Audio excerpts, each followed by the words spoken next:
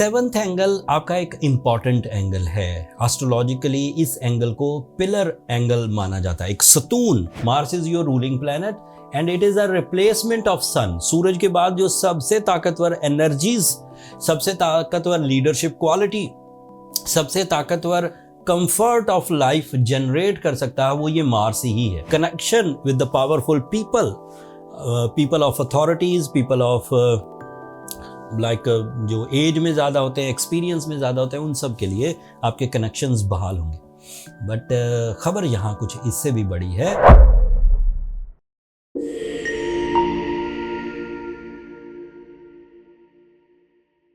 अस्सलाम वालेकुम मेरीज, मैं हारिस अज़मी प्रोफेशनल एस्ट्रोलॉजर आपकी खिदमत में हाजिर हूँ इस हफ्ते की एस्ट्रोलॉजिकल रिसर्चेज लेकर।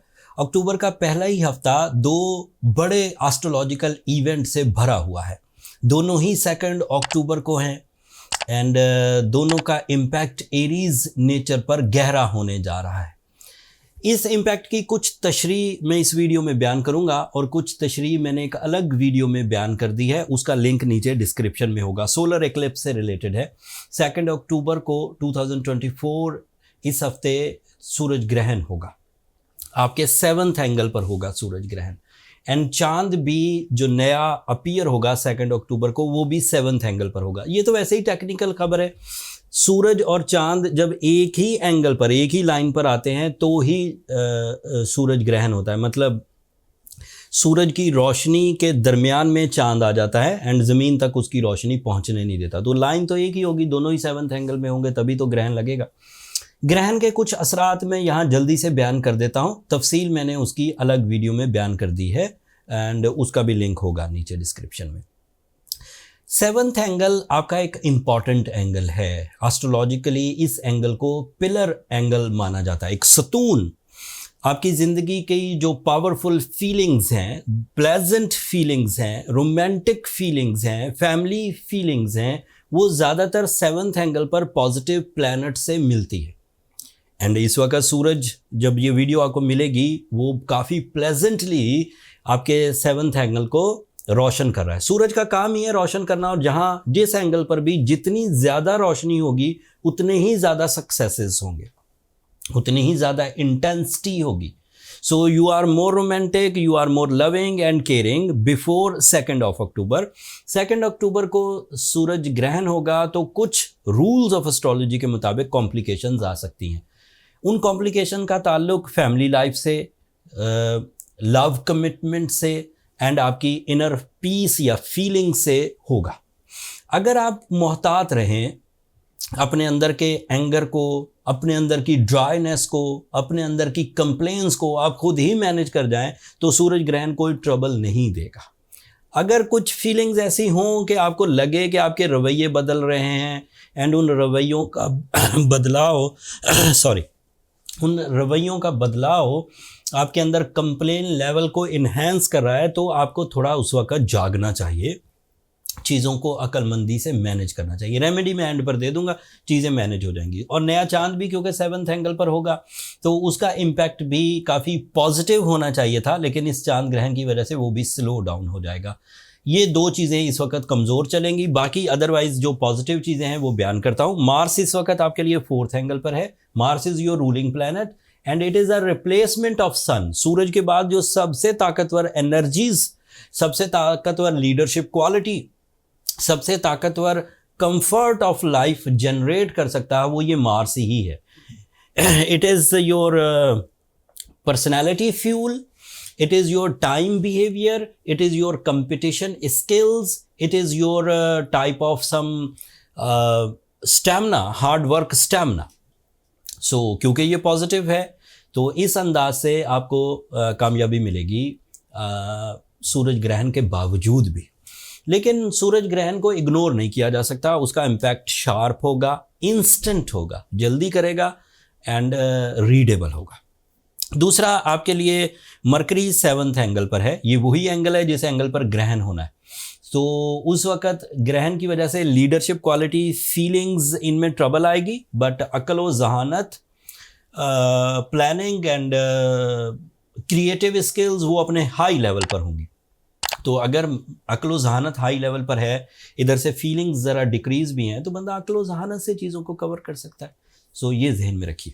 जुपिटर आपके लिए थर्ड एंगल पर है and it is so positive at the moment. Jupiter is a planet of some enhancement, it is a planet of some good luck, it is a planet of higher education, it is a planet of some powerful connection with the powerful people, people of authorities, people of जो as में ज़्यादा होते हैं, experience में ज़्यादा होते हैं, उन सब के लिए आपके कनेक्शंस बहाल होंगे।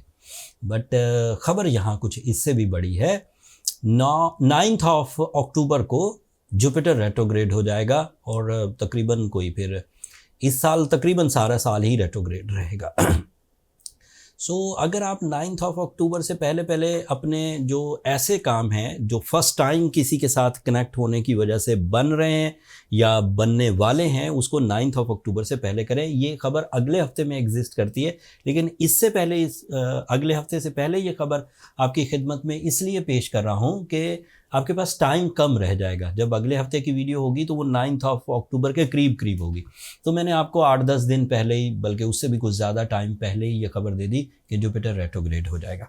सैटर्न आपके 12th एंगल पर है। सैटर्न का 12th एंगल पर होना और रेट्रोग्रेड होना अच्छी खबर है। अगर ये डायरेक्ट हो जाएगा नवंबर में तो ये आपके लिए साढ़े प्रोड्यूस करेगा बाय वेस्टर्न एस्ट्रोलॉजी। सो इस वक्त हालात कुछ मिले जुले से हैं। ग्रहण के असरात नेगेटिव एंड मून के असरात, चांद के असरात थोड़े से नेगेटिव, लेकिन मार्स अच्छा है, मरकरी अच्छा है, जुपिटर अच्छा है। सो इस एतबार से आपको थोड़ी सी अक्लो ज़हानत और थोड़ी सी टाइम बिहेवियर को यूज़ करके अपनी कामयाबियों को सर्च करना चाहिए। अगर आप खुद कर जाएं, अच्छे अंदाज से कर जाएं, कामयाबियां हासिल कर लें, तो credit goes to your efforts. कोई कमी रह जाए, आपको लगे कि चीज़ें उलझ रही हैं आपकी बेहतरीन कोशिशों के बावजूद, तो सूरह शम्स एक बेहतरीन रेमेडी, स्पिरिचुअल रेमेडी बनकर सामने आएगी अगर आप उसे 5 दफ़ा एक दिन में पढ़ें तो। साथ में ब्लू सफ़ायर पहनिए। Blue sapphire is a catalyst for Aries nature, जो उनकी नेचर को, उनके इमोशंस को, उनके टाइम बिहेवियर को सेटल डाउन करेगा, बैलेंस करेगा, बूस्ट अप करेगा, रिपेयर करेगा। सो ब्लू सफ़ायर पहने तो 8 से 10 कैरेट पहने। सूरह शम्स पढ़ें तो दिन में 5 दफ़ा पढ़ें एंड होपफुली कि आप अपने मामलात ज़िंदगी पर, अपनी इमोशनल साइड पर, अपनी रिलेशनशिप साइड पर केयरफुल रहेंगे। इस वक्त इन अ सिंगल लाइन अगर बयान करूं तो डिमांड ऑफ टाइम यही है कि आप अपने रिलेशन एंड इमोशंस में केयरफुल रहें। That's all from my and.